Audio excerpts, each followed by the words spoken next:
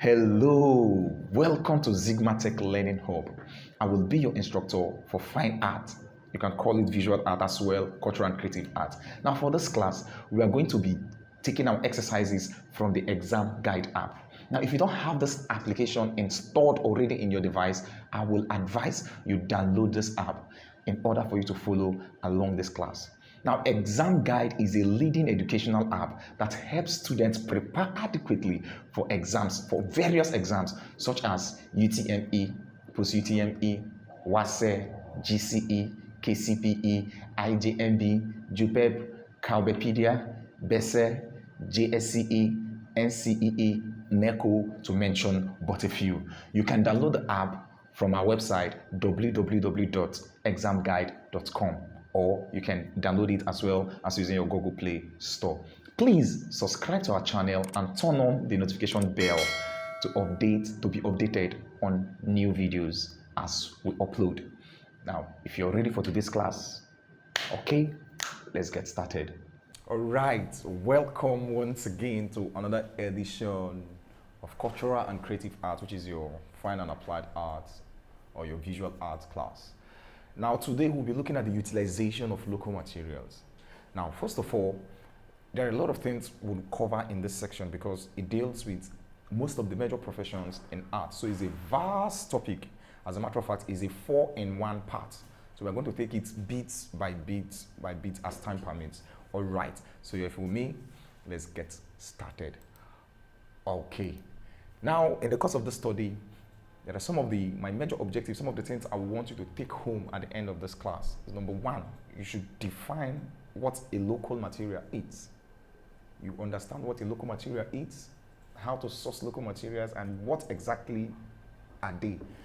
Then at the end of the lessons, you should be able to explain the meaning of weaving. Weaving is one other skill at which we utilize local materials. Now you state the types of weaving. You'll be able to describe the different materials for weaving and the procedures that define weaving. Then in that, after we're done with that, we'll still look at basketry. Now if time permits us, we go into basketry in details. If not, we'll continue in the next part. All right. So now let's fetch into.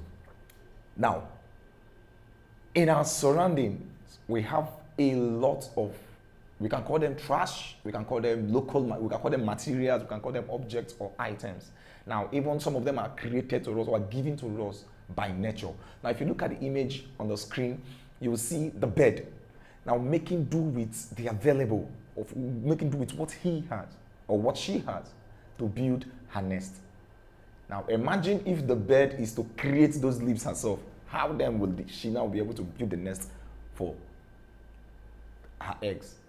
Now you see, now that explains exactly what local material is. Now local materials is simply those objects or items or things that are found around us, which can be torn,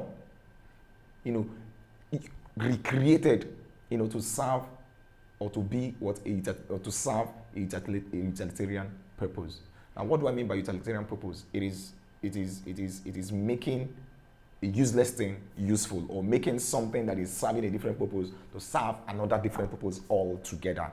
Now, for example, you have woods. You can use them for firewood, and somebody else can look at that wood and say, "Why do you want to waste this firewood?" And then carve that firewood into a beautiful piece of art, and then the value of that firewood increases. On a normal basis, it is just an ordinary firewood, but with the skill that has been invented on that firewood, it becomes what? It becomes a treasure. It becomes an artifact. It becomes something that cannot just be do away with. All right. So the same thing applies to the cobwebs. Bringing two trees or bringing two branches together and then casting its net in between the branches. To create its abode. So that is exactly what local materials entails. Okay. I haven't explained that. Now let me go into a slight introduction on what we will be seeing so far. Now there is endless fascination in weaving.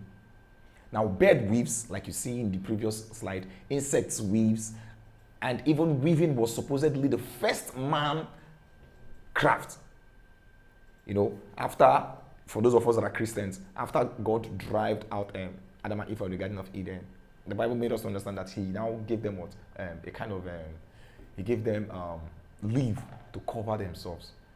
And who knows, that leaf might be weaved kind of or something, to help them cover themselves. The Bible did not really explain that, but I'm just, making a speculation. So, and I hope you understand exactly what I'm trying to say. Now, having said that, now the challenges exist in manipulating of the exciting texture and materials, altering the colors and texture into visual what? Beautiful what? Object. Now, your ability to take this object and then transform them into visual, beautiful objects makes you, a creative entity. All right. Like I explained previously, that the use of local objects to create useful objects is known as what? Local material, or utilization of local material. Now let's look at weaving. Now, what exactly is weaving? Weaving has become a household craft all over the world, and among all crafts, weaving enjoys many variations, types, and uses. Nearly any flexible material can be a good medium for weaving. So what I'm trying to tell you here now is every flexible material, so far as you can bend it, so far as you can manipulate it, you can actually weave with it. You can weave with mat, you can weave with your head, you can weave with rope, your hair rather, you can weave with rope, you can weave with wire, you can weave with anything your mind can think of. So far as it's flexible, you can weave on that. So now, like I said initially, that it is now a household thing. In every house you enter, 1 or 2 persons in that house will know how to weave. It is just one natural skill that people adapt easily with speed. So that is exactly what weaving is. Now let's define weaving in co. Now weaving is simply the interlacing of flexible material to create an object or a useful object. Weaving again is the interlacing of flexible material to create an object or an interesting object. So that is weaving. I want to believe you understand it. The interlacing of flexible materials to create a beautiful object explains exactly what weaving is all about. The image you have here is a kind of weaving. I think you can actually create it. It's a simple thing that you can just try your hands in, seeing if you can make that. All right. So now let's look at types of weaving. Now there are different types of weaving, a lot different types of weaving. Now in the course of this study, we are going to look at some of this weaving, which is we look at basket weaving, we have mat weaving, we have rug weaving, we have string weaving, we have fabric weaving, and we have cane weaving. All these etc. to mention but a few, a lot of weavings, but we'll just focus on those few ones we itemize in the slide. All right. So now, if you watch on the screen, we see some sort of 3 men producing something. Now, what do you think that thing is? That's a mat. Currently, we can call it a rug. You see how massive it looks for 3 persons to be producing 1 rug. So, and it is not cheap. It is not cheap because it's time taking, it is creative, it needs a lot of skills to be able to produce that stuff. So you can't get it for a go-away price. All right. So now, clothes or fabric weaving. Let's concentrate on clothes on fabric weaving. Now, in any type of weaving, the principles are the same, although the styles and techniques and even the pattern may slightly be different or differ. But that does not really mean that the principle changes. No, it is simply what the interlacing. You just have to interlace the warp from the weft, to weave. So that is exactly what that explains. Now, cloth weaving is possibly what is possible with very simple tools and materials. It begins with a set of thread stretched on a frame that is called the loom. Now, whenever there are different ways at which you can weave clothes. We have the akwete, the ashoke, but some of all this and then your normal, natural, wool weaving. Now, the machine that is used to create this weaving is known as what? Loom. It's spelled L-O-O-M, loom. So, now loom is the machine that is used for weaving. It is a 2-dimensional that has the warp on it and has a shuttle that allows the passage of the weft through the warp. All right. So now this is an example of the hand weaving. Now essentially, all loom have a stretch warp, a method of making a shade. A shuttle of some kind is what carries the weft thread across the warp, and a beater that presses down the already passed weft on the loom. So what I'm trying to tell you here now is I'm just trying to explain exactly what the loom is. Is a stretch frame that has the WAP run on it, and then with what a beater that is used to hit down the threads, and then with the shuttle that carries the weft down. Now, the popular weaving on fabric or clothes is accomplished by interfacing horizontally and vertical what thread. So that is the normal standard of weaving. So this is the picture of the loom and somebody on it. Now that stick, this very pole is holding is known as what? Is the beater. I guess the shuttle he has dropped it somewhere, but I know the shuttle passes under the beater, and this is the WAP that is rolled on the loom. So that is exactly what that is. Now, lengthwise fiber. Now, the lengthwise fiber are called the WAP, and then the crosswise fibers or thread are called the weft. Now, the material and the type of weaving determine the weight and the quality of the woven product. Now, the material and the type of weaving determine the weight and the quality of the product. It depends on the kind of material. Like, to every material differs. So what I use in producing this cloth is quite different from what a person wearing a shoke used in producing, and the weights, they are not the same. Some of them are quite heavy, you know. So that is exactly what I'm trying to say. And that is the loom. That's a locally made loom. Now this is the beater, and then the shuttle is what she's holding in her hands. She uses the shuttle. She passes, you know, the thread from the shuttle through the WAP. All right. Now, locally hand-woven fabric are highly valued among various tribes in Nigeria. Such fabric include Ashoke, Akwete, Okra Papo clothes, and the Ishan clothes, the Okene clothes, and the Tiv clothes, which is popularly known as Ili Keduma clothes. So now all these are, you know, examples of some of the Nigerian handmade weaving. Now, in the Yoruba area, Ashoke is done extensively at Isei, Oyo, in Abeokuta, Ondo, Ijebu area, etc. Are some of the places you can actually find, you know, the Ashoke.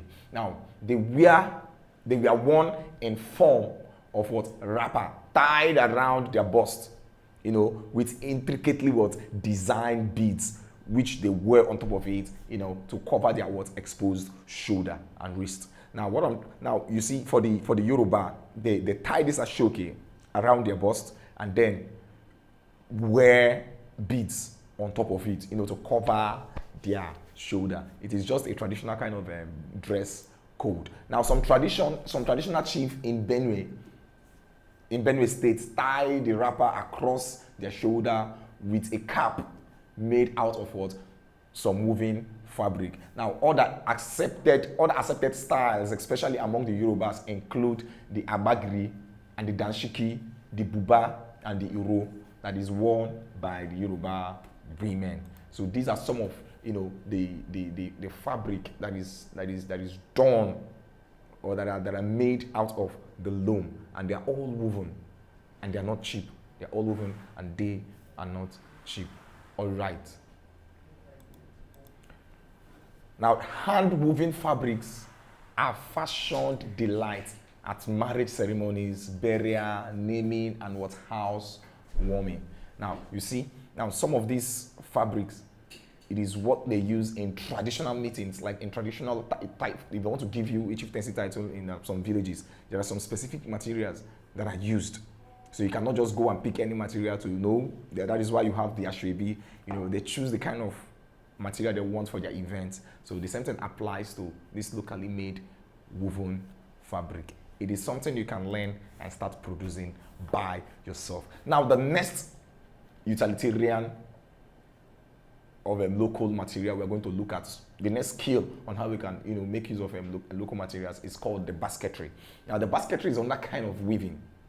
And then in the course of this study, we're going to look at it in detail. Now, this is one of the commonest form of weaving, which is known as the basketry. Like I said, the basketry is a craft in which a container is made from interwoven stripes of any flexible material, such as the cane, the palm front leaf, and all that, to mention but a few. Now, such materials include, you know, the palm front, like I told you, the grass, wire, cane, and straw, to mention but a few. Now this is a beautiful design of a finished basket.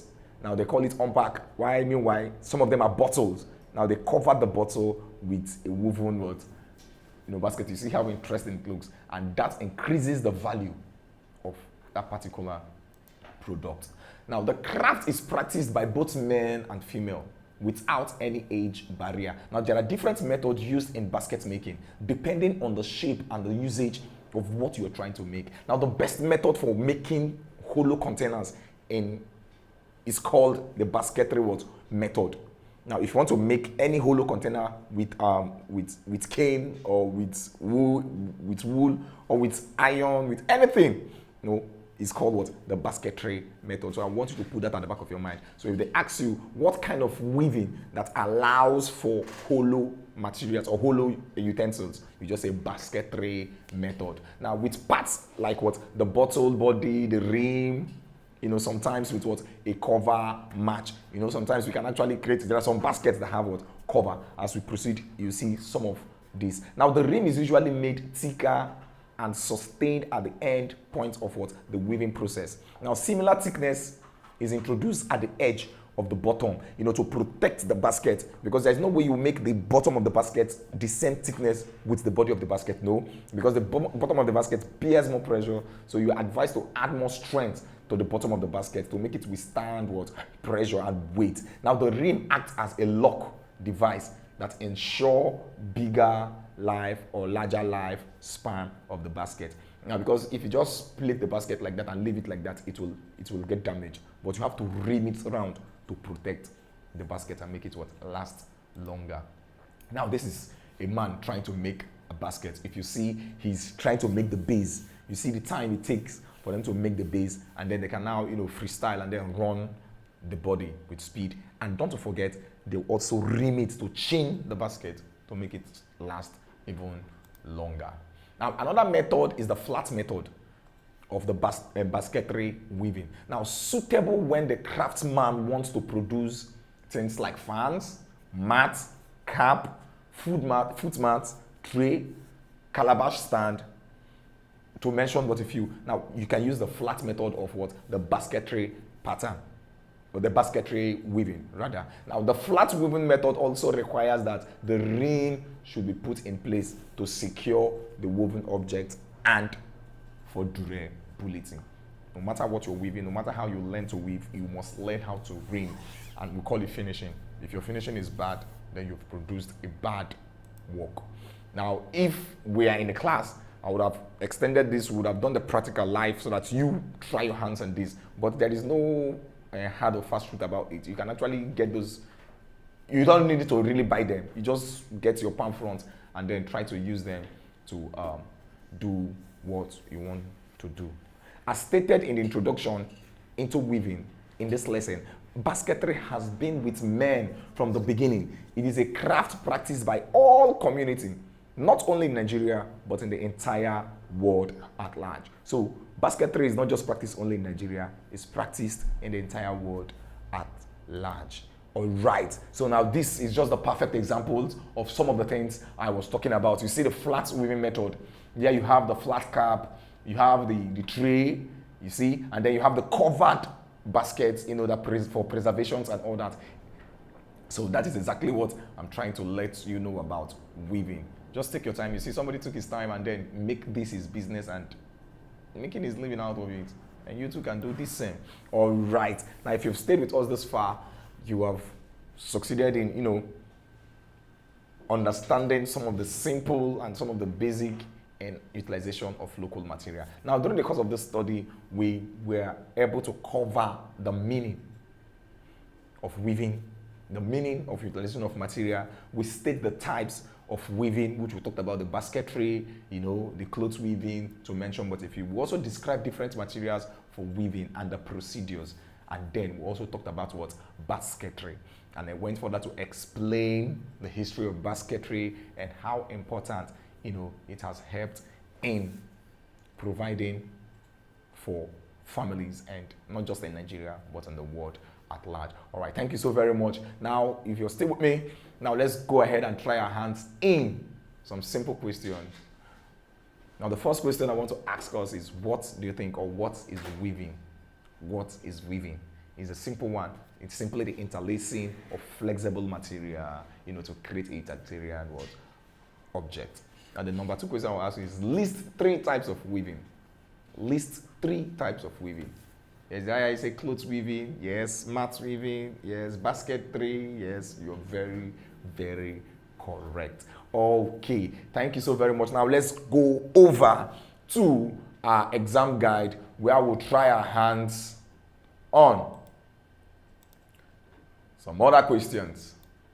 All right,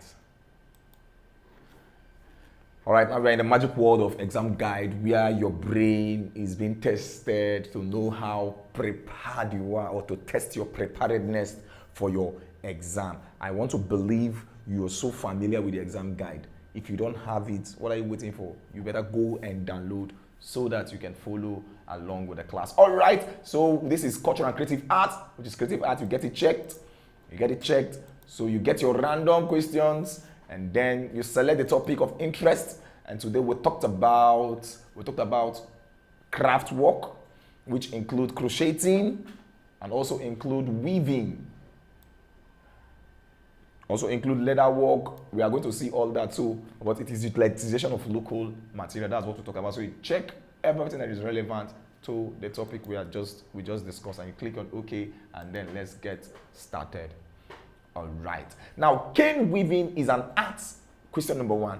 Cane weaving is an art of producing dash material. Cane weaving is an art of producing dash material. A, art.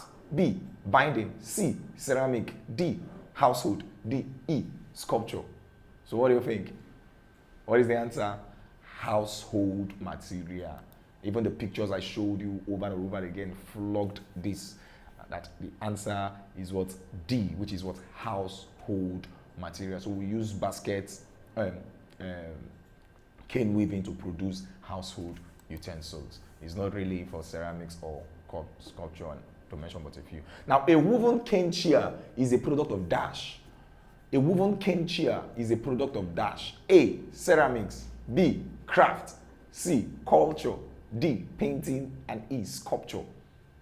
My spirit is telling me somebody will choose sculpture. If you dare do that, you failed. And then the correct answer is crafts. And then if you choose craft, you're so very correct. Reason why, if you watch, we talked about utilization of local materials, and then I told you we are going to look at the craft that manipulates the local material. So if you choose sculpture, you are out of it. Thank you for participating in today's class. You can practice more questions using the exam guide. Now, the app scores and give a detailed explanation of all the questions at the end of your practice test. Now, you can learn a particular topic of interest with different modes like study mode, mock mode, and practice mode. It also has other features that make learning fun. Now, it is a must-have for all serious students. Download the app from www.examguide.com if you don't have it yet. See you in the next class. Don't forget to subscribe to our channel, hit the notification bell, and then share this video to anyone you know that would benefit from it. Thank you, and bye-bye.